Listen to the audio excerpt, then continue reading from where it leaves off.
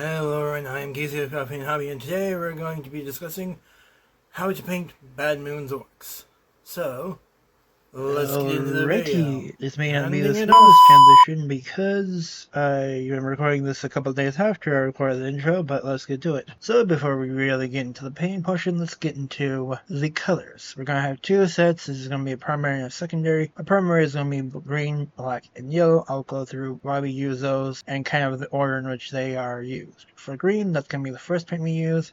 It is in fact the Orc skin color. I use Army Painter Fanatic green skin and Apple Barrel New Shamrock. So I have a lighter and a darker. You can just use one and simply use other paints to mix it with it and lighten and darken it as you see fit. But this is going to be the first paint that you put on because it is in fact the Orc skin color. It's a lot easier to explain why you can see skin under something rather than why you can see cloth where it shouldn't be. So next, let's talk black. This is going to be the cloth color. Your boys' clothes will be made primarily of black fabric. This is because even though black is primarily associated with the Goths, it is also the durable, the hardy color. So if you're an orc boy, you don't get the most teeth, you can't afford to have yellow everything, then you're going to want something that is durable and will last you a while, so you're likely going to get black clothes, because black is the hardy, the durable, the long-lasting color. Next, let's talk yellow. I know many of you are waiting for this, and yellow is, in fact, the color of the best. It's what you see all the time on Bad Moon's Orks, and is the color of that plane. This is going to be used mostly for armor, guns, and iconography. So let's say you have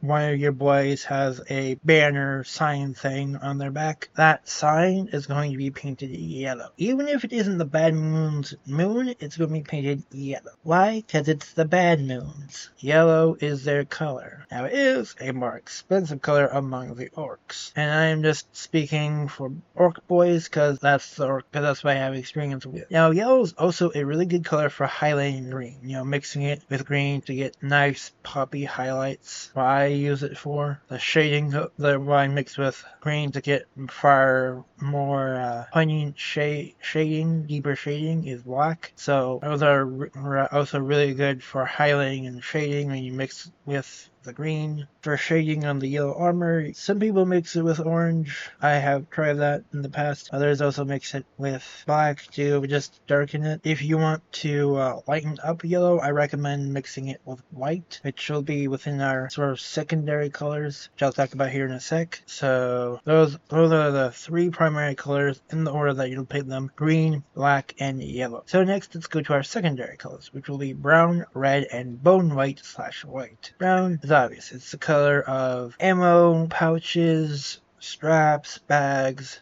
It's that leather color. I use the Apple Barrel Nutmeg. Kind of go with what you feel is right when it comes to the brown that you like. There's plenty of different shades of brown, different companies selling different browns. Go with what you like when it comes to that. And it should also be known that brown can be mixed with white to create a bone white, because bones aren't pure white, so adding a bit of brown in there makes them look more organic, more actually like bone. And next on we'll talk about red, which is commonly associated with the Speed Boys. It is the fast color. I forget exactly what the name of the red speed clan is called. I think it's like Speed Boys or something like that. Anyways, I use red for two things. One is like an offhand gun that isn't the primary gun. I've also used it in primary guns in some of the earlier Orc boys. Kind of stopped that because I can use the guns to introduce more yellow, but I also use it on their boots. And like I said, red is that fast color. As the old saying goes, the red ones go faster. So using red on the boots of your boys, no matter the clan, is really good, I think, lore-wise, because orcs, they want to get into combat as fast as possible. Combat is the funnest thing. They want to be able to get in that right off of that.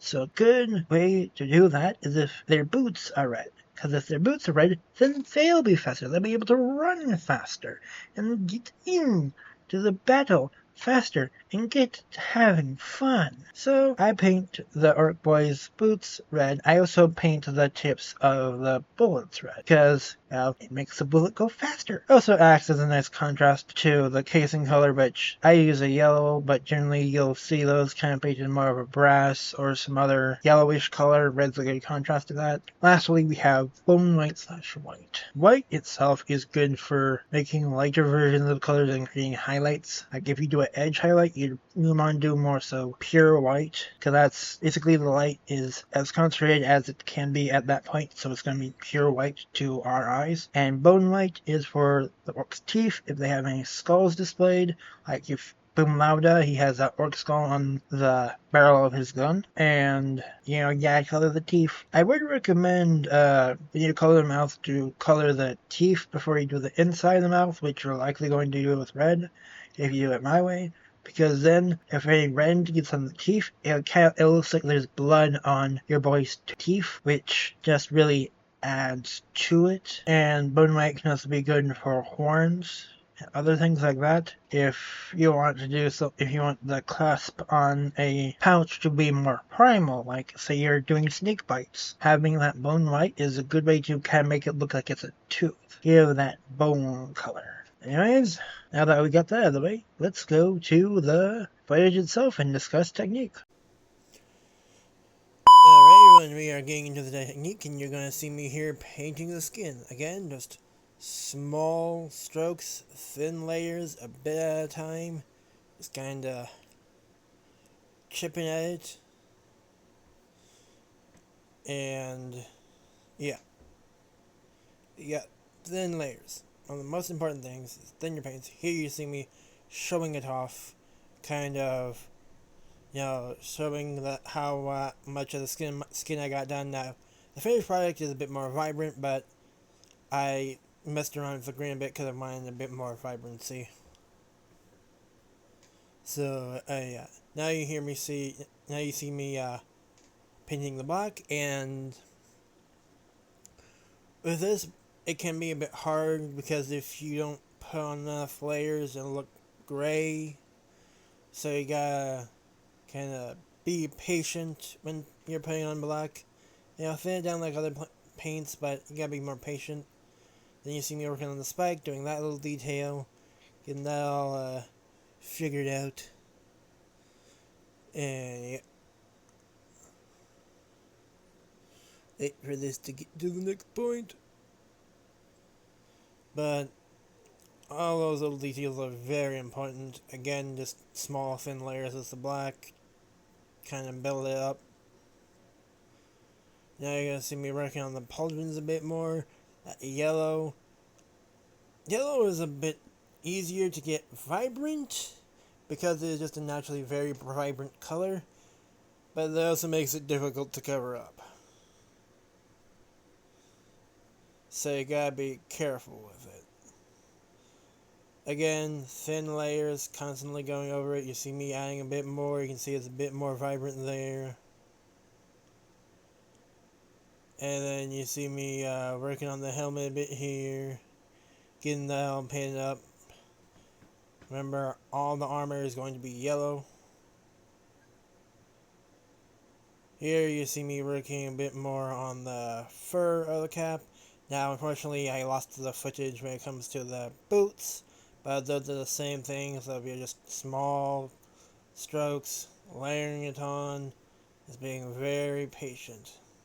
Luckily, red is also more vibrant, so you can get a standout layer a bit quicker.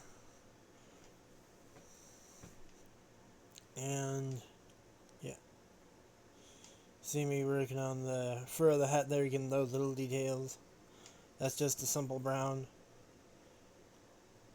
Natural colors like brown, black, and that are very good for fur.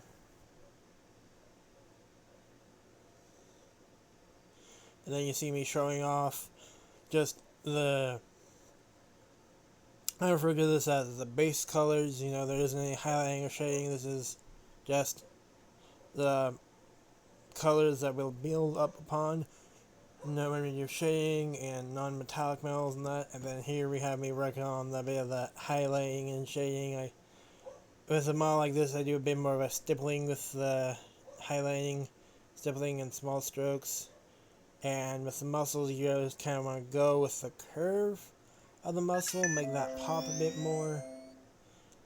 Because that's one of the things that's really good, that shading. This has been Casey of Coffee and Hobby. Yeah, hope you enjoyed. Remember to like and subscribe. And don't forget, drink coffee and paint minis.